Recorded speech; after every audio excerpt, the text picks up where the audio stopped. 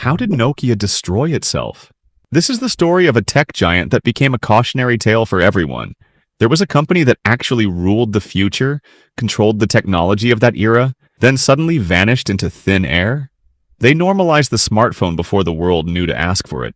They were not just dominant, they were vicious. They mocked the iPhone as a toy. They called touchscreens a fad. They looked at the future and told it to wait outside while they counted their empire. And then, when the empire burned down, they did not even fight. They handed the ashes to Microsoft. 5 years later, Microsoft admitted those ashes were worth nothing. How does a company that owns tomorrow to die today? Was it fear? Was it pride? Or was it the quiet, comfortable arrogance of kings who forgot that crowns can fall?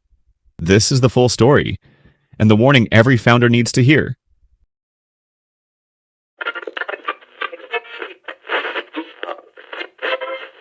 There is a river in Finland, the Nokian Virta, cold, fast, black with winter. In 1865, a mining engineer stands on the riverbank and does not see any water. He sees paper. His name is Frederick Idestam. He believes wood and ice can buy a nation its freedom. He builds a pulp mill because the trees are free and the workers are desperate. The company takes its name from the river Nokia. Some say it means the weasel. Some say it is only the water. The truth is lost, but the name sticks. For 100 years, Nokia has not dreamed about tech. It only makes paper, then rubber, then cables, then boots, then televisions. But it is not a technology company. It is a survival machine. If Finland needs it, Nokia becomes it. The board believes diversification is armor. That being everything means you can never be killed by one thing. They are wrong. And the wall that proves it arrives on Christmas Day, 1991. The Soviet Union dissolves, not gradually, not politely. It simply ceases to exist, and with it, Nokia's largest customer vanishes. 20% of revenue, gone in a week. The banks panic. The conglomerate bleeds from every limb. Rubber drags cables down. Cables drag televisions down. Televisions drag the paper down. The life raft is made of stones. The board sits in a conference room in Helsinki and stares at a corpse. The old guard wants to retreat. Sell the phones. Keep the rubber. Rubber is safe. Rubber is eternal. People will always need boots, but one boy in the room does not look at the boots. He looks at the mobile unit, a tiny division that loses money every year. A brick that weighs a kilogram and costs more than a factory worker's monthly salary. This boy's name is Jorma Olila, a sailor's son, a finance man, a man so quiet that the board forgets he is in the room until he opens his mouth. He is not a celebrity founder. He is not standing on a stage in a black turtleneck. He is a banker who reads balance sheets like death warrants. He has watched the rubber age. He has watched the paper yellow. He has watched the Soviet Empire rise and fall. And now, in the winter of 1992, he sees what everyone else is afraid to say. Most of the company is dying, but one part is breathing: mobile phones. At the time, that sounds ridiculous. Phones are not fashion. Phones are not culture. They are expensive, heavy, awkward, mostly for businessmen and drug dealers. Motorola is the king. Ericsson is strong. Japan is dangerous. America has money. And Nokia still carries the smell of paper mills and rubber boots. But Olila sees the opening. The world is about to untie the phone from the wall. So he makes the decision that saves Nokia and plants the seed of its destruction. He cuts away the old body, the rubber, paper, cables, boots. He wants Nokia to dominate one thing: mobile communication. The board calls it financial suicide. The old guard calls it treason. Finland calls it impossible. Olila buys the future anyway, and now he faces the first wall. The phones are bricks. The batteries die in hours. The networks are fractured, and Motorola, the American giant, owns the global market like a fortress. Nokia is not just an underdog, it is a mosquito trying to drain an elephant. But here is what the legend forgets. Olila does not bet on phones, he bets on a standard. A technology called GSM that most of the world has never heard of. While Motorola chases the American analog dream, Olila convinces European governments to build a single digital highway. He does not just make phones, he makes the road they drive on, he makes the rules. Then comes the first win, the Nokia 2100, a friendly little brick with soft curves. Simple enough for normal people. Strong enough for real life. Not a phone for executives showing off in airport lounges. A phone for everyone. Nokia expects to sell 400,000. A modest hope. A prayer. It sells 20 million. 20 million. Suddenly the strange company from Finland is not strange anymore. Nokia is not selling luxury. Nokia is selling trust. The phone that survives the drop. The phone that outlasts the owner. The phone that simply refuses to die. But the trust has a secret. A shadow. A quiet arrogance that trust alone is enough. That if you build the machine perfectly, the world will never ask for anything else. In the SBU headquarters, the walls begin to whisper a single command. Hardware is holy.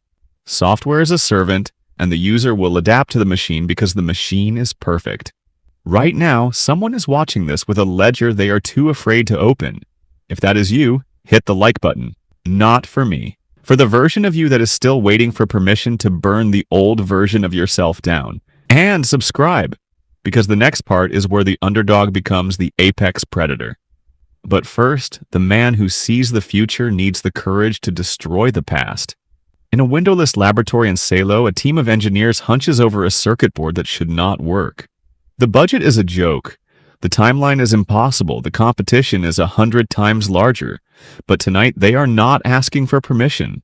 They are soldering a future into existence.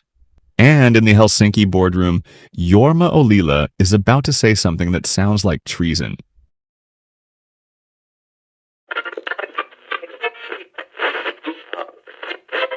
Then comes the weapon that conquers the world. 1998. The Nokia 5110. Interchangeable covers in neon colors. A built-in antenna that does not snap like a twig. And hidden inside a game called Snake. A game so simple, so addictive, that teenagers in Manila and Moscow buy the phone just to play it. For the first time, a mobile phone is not a tool for businessmen. It is a toy for the world. And Nokia sells 160 million units. Not because they marketed better, because they understood that a phone is not what you hold. It is who you become. Then comes the immortal one. 2000. The Nokia 3310. 126 million units sold, but the number is not the legend. The legend is the drop test, the meme, the phone that survives a nuclear war. It becomes a joke, then a myth, then a religion. And in 2000, with the 3310 in every pocket and the stock price at its zenith, Nokia is worth $250 billion. More than McDonald's. More than Disney. The little rubber boot company from the frozen river is now the most valuable brand in Europe. The culture inside is unlike anything Silicon Valley has ever seen. No suits, no corner offices. Engineers wear rubber boots to board meetings because they come straight from the factory floor. Jorma Ollila walks the halls and asks one question. Does it work? Not, does it look good in an ad? Not, will Wall Street love it? Does it work when it is 20 below zero and the user is wearing gloves? And because they answer yes, the world trusts them. But here is the secret weapon nobody talks about.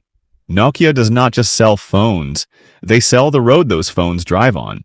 While Motorola chases the American analog dream, Ollila convinces European governments to build a single digital highway called GSM. Then he builds the infrastructure in India, China, and Brazil before anyone else realizes those markets exist. Nokia does not just own the car. They own the highway, the gas station, and the map. And when you own the road, you tax every traveler. The tailwinds are perfect. Governments deregulate telecom. Competitors like Ericsson and Motorola are sleeping. Nokia builds factories in 10 countries before the word globalization is fashionable. They do not just sell phones. They sell the idea that everyone on Earth will one day be connected. And the slogan is not marketing. It is a mission. Connecting people. But here's the reveal hidden inside the victory. In 2002, a small team in Nokia's research lab builds a prototype. A full touchscreen. No buttons. Apps that you tap, not keys that you press. They show it to the board, and the board laughs. Business users want keyboards, they say. Phones are for calling, computers are for computing. The prototype is shelved. The team is reassigned to make better buttons. And the decision that looks like wisdom, stick to what we know, is actually the first trap.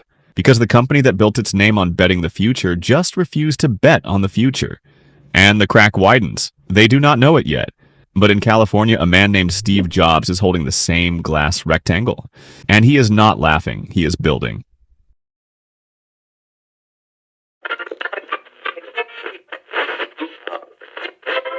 In 2007, Nokia sells 450 million phones. 1 million every single day. 4 out of every 10 mobile phones on Earth carry the Nokia logo. The company is worth $150 billion. The Finnish government treats Nokia's tax revenue like a national pension fund. In Helsinki, parents do not ask children what they want to be. They ask which Nokia division they will join. The culture inside has become a fortress of its own making. Engineers still wear rubber boots to meetings, but now the boots are a costume. A performance of humility for a company that has forgotten what humility feels like. The board asks one question in every meeting. How do we defend our market share? What is coming next? What are we missing? How do we keep what we have? And in that question lives the death of every empire. At the top sits Olli-Pekka Kallasvuo, a lawyer, a man who speaks contracts, not circuits. He looks at the iPhone prototype leaked from Apple's labs and sees a toy. No keyboard? He laughs. No removable battery? Apple sells computers to graphic designers. We sell phones to the world. The executives around him nod. They have 40% market share. They have factories in 10 countries. They have a supply chain that moves faster than Apple's entire company. Why panic over a glass rectangle with a fruit logo? But here is the secret the board does not know.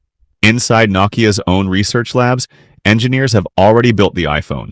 Twice. In 2002, the touchscreen prototype, shelved. In 2004, a tablet with internet and apps, killed. The same executives who laugh at Apple are sitting on the exact same idea, and they threw it away because it had no keyboard. The empire had the future in its hands, and it crushed it. But here is the reveal nobody in Espoo wants to hear. The world has already shifted. In 2007, Steve Jobs holds up the iPhone and does not call it a phone. He calls it a widescreen iPod with touch controls, a revolutionary mobile phone, and a breakthrough internet communicator. 3 devices in one. The audience in San Francisco cheers. In Finland, the Nokia board watches the live stream and calls it a niche product for rich Americans. They do not see the software. They do not see the App Store coming. They see a phone with no buttons and a battery that dies in a day. And they laugh. The same laugh they gave the touchscreen prototype in 2002. The same laugh that killed their own future 5 years before it arrived. And then the ground moves. Not in California, in Korea. Samsung, a company that made washing machines and cheap electronics, now makes smartphones with big screens and Android inside. They copy the iPhone faster than Nokia can copy itself. By 2009, Samsung ships the Galaxy. It is plastic, it is fragile, but it is cheap, customizable, and running software that developers actually want to build for. Nokia looks at Samsung and sees a washing machine company. Samsung looks at Nokia and sees a corpse that has not stopped walking yet. The peak is not a moment, it is a plateau. And plateaus are where giants go to sleep. In 2008, Nokia's smartphone market share is 40%. By 2010, it is 30%. By 2011, it is 15%. The numbers do not scream, they whisper. And whispers are easy to ignore when you are still selling 1 million phones a day. But the 1 million phones are not smartphones. They are feature phones. Cheap, dumb. Sold to farmers in India and taxi drivers in Egypt. The world is splitting in two, the smart and the dumb. And Nokia is the king of the dumb world, watching the smart world walk away. And then comes the memo that should have been a scream. February 2011.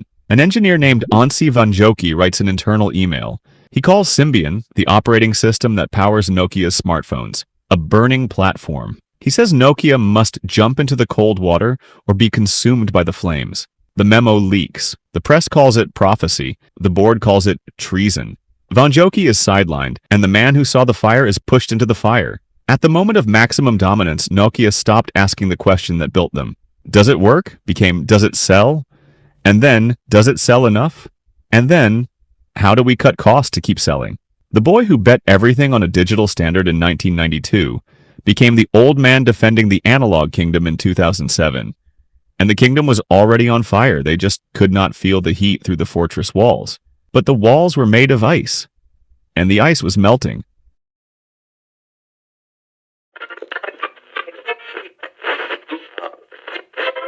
February 11th, 2011. Espoo, Finland. A CEO named Stephen Elop stands before his employees and says something no Nokia leader has ever said. "We are standing on a burning platform." The words are not his. They are stolen from the engineer they fired. But the fire is real, and the platform is collapsing. Elop is not Finnish. He is Canadian. And until 6 months ago, he ran Microsoft's business division, the same Microsoft that tried to kill the iPhone with Windows Mobile and failed. Now he is CEO of Nokia. The board hired him because he is not one of them, because he is an outsider who can make the cuts they are too proud to make. But here is the secret nobody whispers in the cafeteria. Elop still owns Microsoft stock, and his old boss, Steve Ballmer, is waiting for a phone call. Elop looks at Nokia's options and sees 3 doors. Door 1, Android, the operating system that Samsung is using to eat the world. Free, open, already winning. Door 2, MeGo, Nokia's own Linux-based system, built in secret by the engineers who still believe. Beautiful, fast, but unfinished. Door 3, Windows Phone, Microsoft's last-ditch bet against Apple and Google. A system with no apps, no users, and no future. But a system with a $3 billion handshake behind it. Elop picks Door 3. On February 11th, 2011, he announces it to the world. Nokia will abandon Symbian, kill MeGo, and bet everything on Microsoft. The engineers in the audience sit in silence. Some cry, others walk out. Because they know what Elop will not say. Windows Phone has less than 1% market share. Android has 40. And Nokia just chose to fight a war with an ally who has already lost. But here is the reveal that still haunts the industry. Why did Elop choose Microsoft? The official answer is differentiation. Nokia could not beat Samsung at Android, so they would build something unique. But the unofficial answer is darker. In 2013, Microsoft buys Nokia's phone business for $7 billion. Elop returns to Microsoft as an executive vice president. The same man who ran Nokia into the ground is rewarded with a promotion. The board that hired him calls it strategic alignment. The engineers who lost their jobs call it something else. They call it the Trojan horse. And Elop, the man who burned the platform, walks away with $18 million in compensation. And now the cascading begins. If Windows Phone is the future, then Symbian is the enemy. Elop announces that Symbian will be dead by 2016, but Symbian is still selling 40% of Nokia's phones in 2011. He just told the world that his own product is obsolete. Sales collapse overnight. Retailers stop ordering. Consumers stop buying. Why buy a phone that the CEO himself called a dead end? Then comes the MeGo betrayal. In 2011, a small team launches the Nokia N9. It runs MeGo. The reviews are glowing. The best phone Nokia ever made. A masterpiece of design. Consumers in Europe and Asia pre-order by the thousands, and Elop kills it. He refuses to sell the N9 in major markets. He pulls advertising. He tells the team, "We are all in on Windows." The best phone Nokia ever built is buried alive, because it did not fit the Microsoft narrative. But here's the reveal they missed while staring at the Microsoft deal. The developers were already gone. In 2008, Apple launched the App Store. By 2010, it had 300,000 apps. Android had 200,000. Windows Phone, 6,000. And Nokia's own Ovi store, a graveyard. The world had moved to apps, and Nokia had moved to a platform that had no apps, no developers, and no ecosystem. They built a Ferrari and forgot to build the roads. Who warned them? Everyone. The engineers begged for Android. The markets begged for the N9. The data showed Windows Phone losing share every quarter. But Elop and the board looked at the warning signs and saw execution problems. They believed the Nokia brand was too strong to fail. They believed Microsoft was too big to lose. And belief without evidence is just arrogance wearing a different tie. By 2012, the final cascade is set in motion. The Lumia launches. Beautiful hardware. Dead software. Reviewers call it the best phone nobody should buy. Nokia ships 7 million Lumias in a quarter. Samsung ships 70 million Galaxies. The channel that once held 50% of the market now holds 3%. They have stopped being a phone company. They have become a Microsoft subsidiary that has not been bought yet. And when you have no identity left, you have no defense against what comes next. The burning platform is not a metaphor anymore. It is a balance sheet. And the smoke is everywhere.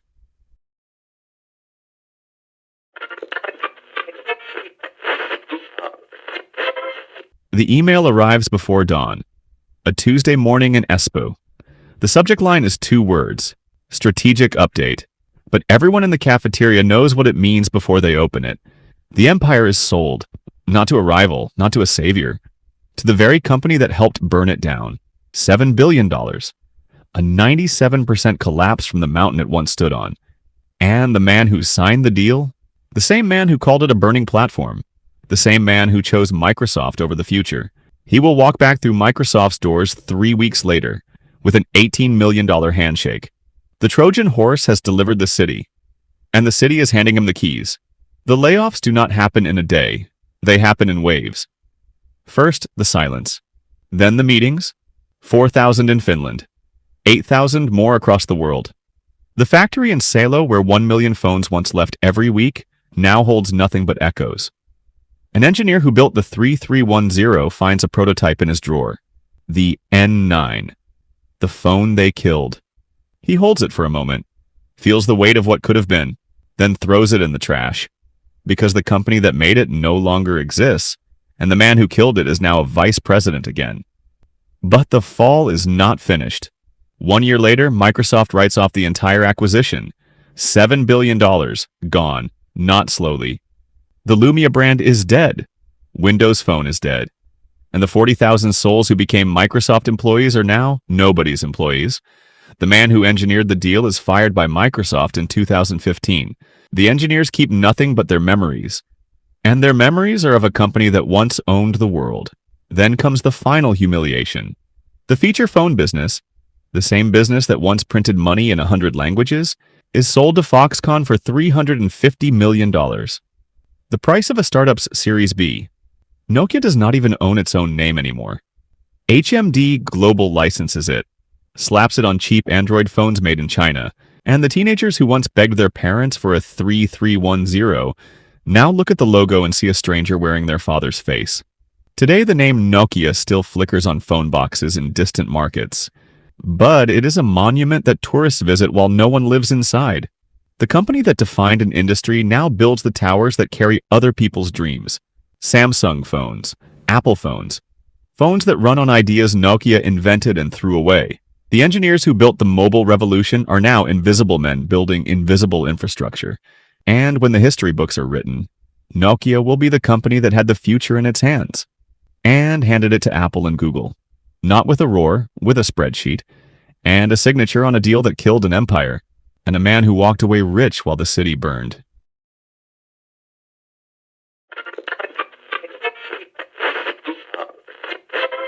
The grave robbers arrived in 2016, not with shovels, with press releases. A small Finnish company called HMD Global buys the Nokia name and promises the king has returned. Android phones, clean design, the resurrection. But the king is not wearing his own clothes. The phones are made by Foxconn in China. The software is Google's. The magic is someone else's. They are not reviving Nokia. They are renting its gravestone, and the tourists are buying tickets. The strategy is simple and fatal. Strip the soul, keep the logo, sell the nostalgia. It is the same mistake made in reverse. Nokia once believed owning the network was enough. Now the renters believe owning the name is enough. Both forget the truth. Nokia was never a trademark. It was a room full of engineers who believed a phone could survive a nuclear war. And when that room is locked, the name is just paint on a tombstone. Current status, the name still appears on budget phones in distant markets, but it is a shell that looks alive from the outside while nothing breathes inside. The real Nokia now builds 5G towers, profitable, invisible, a ghost that builds the roads other people's cars drive on. Here are the 4 lessons for those who actually want to enter the business world. First, never hand the wheel to someone who does not understand the road. If the person making your biggest decisions cannot explain why your product matters to a customer, you have the wrong driver. Nokia was built by engineers who asked, "Does it work?" Then it was handed to lawyers who asked, "Does it sell?" Then to a man from Microsoft who asked, "Does it help Microsoft?" None of them loved phones. None of them understood why a farmer in India trusted a Nokia more than his own roof. They only understood numbers. And when you let number people drive a dream people company, the dream dies first. If your CEO cannot name your last 3 products without reading notes, you are already burning. Second, do not let the finance team write the menu. They killed the N9 because it did not fit a Microsoft deal. They killed Migo because it was not Windows. They measured success in quarterly reports while the culture that created the value was bleeding out. Watch for this. When your accountants start deciding what your product should look like, your company is already dying. The finance team should count the money. They should never decide what is worth making. Third, when the world moves, you must move with it. Apple arrived in 2007. Android in 2008. Nokia watched them land and called it a phase. They clung to Symbian until it became a noose. They had the touchscreen prototype in 2002. They had the apps, they had the engineers, but they refused to build the bridge to where the world was going. Watch for this. When your customers start leaving through an exit, you did not build. Do not board up the door. Build a new road to where they are, because the company that protects its old machine more than its customer is the company that dies with the machine. Fourth, your people are your real business, not your logo, not your patents, not your market share. Nokia thought owning 40% of the global phone market meant they owned the future. They were wrong. HMD Global thinks owning the Nokia name means they own the magic. They are wrong. The magic was never in the brand. It was in the room, in the trust, in the engineer who tested a phone by throwing it at a wall and making it stronger. Watch for this. If you are more proud of your market share than your team, you are not a founder. You are a museum guard watching the fire. The boy in the frozen river thought he could build an empire from wood and ice. He was right, until the empire decided ice is eternal and wood cannot burn. Do not let them freeze your fire. Every empire we cover on this channel fell because someone missed the warning sign. Do not be that someone. If you are starting a business, if you are about to bet your savings, your time, your name on an idea, then you cannot afford to miss what is coming next. And the next body on the table is already bleeding. Smash that like button if this story just saved you from a mistake you did not even know you were making. Share this with the person who is about to sign a lease, hire their first employee, or hand the keys to the wrong driver. And subscribe right now, because the next fallen giant is already making the same fatal error. We will expose it, we will break it down, and we will hand you the lesson before you pay the price. Do not let them freeze your fire. Subscribe.